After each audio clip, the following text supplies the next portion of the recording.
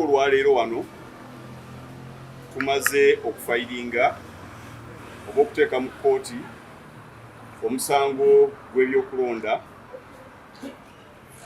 oguli wakati wa client waffe Nambi Farida Kigongo ne Honorable Elias Luyimbazi Nalukoola wamu n'akakiiko ak'ebyokulonda nga guva mu kulonda okwakabaawo emabega mu division eya Kawempe North. Omusango ogwo guyimiridde ku nsonga ennene bbiri. Ekisooka tuvunaana akakiiko k'ebyokulonda okulemererwa okukomyawo ebyava mu kulonda ku polling stations 14. Ebifo ebyo 14 awalondebwa birimu abalonzi 1,640. Commission teyatuwa byava mu kulonda okuva mu bifo ebyo.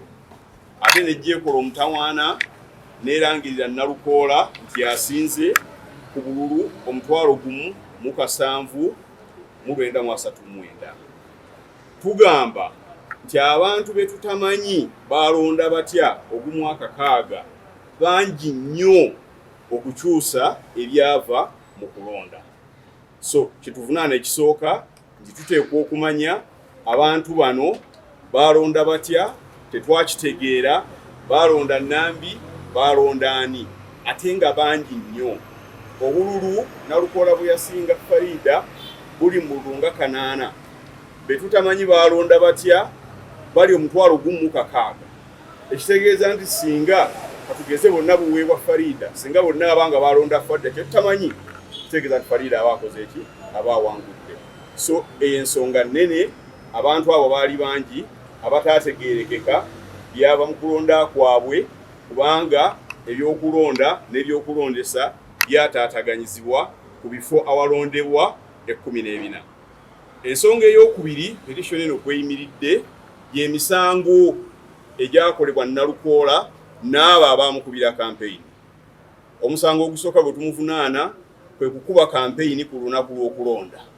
Ye mwennyini wamu ne ba agenti be bakola campaign mu bifo eby'enjawulo awalondebwa ku lunaku lw'okulonda ekitakkirizibwa mu mateeka. Ekyokubiri, ye n'abantu be omulinambe wa Parliament ab'ekibiina ekye-NUP baaziyiza abalonzi bangi okutuuka mu bifo awalondebwa. Ekyokusatu, mu bifo awalondebwa ebimu Nalukoola ne banne baakola effujjo ne balemesa abalondesa okukola omulimu gwabwe. N'ensonga ey'okuna, omusango tumuvunaana ogwokuna, ye n'abantu be beenyigira mu bifo eby'enjawulo okugulirira abalonzi. Obujulizi obwo bwonna tubutadde mu kkooti era nga tukyaleeta n'obulala nga tusaba kkooti n'olwekyo okulonda okwa Kawempe North ekusazeemu eragire nti okulonda kuddibwemu era abantu bategeerekeke buli omu yalondebwa atya nga bwe nayogedde mu kusooka.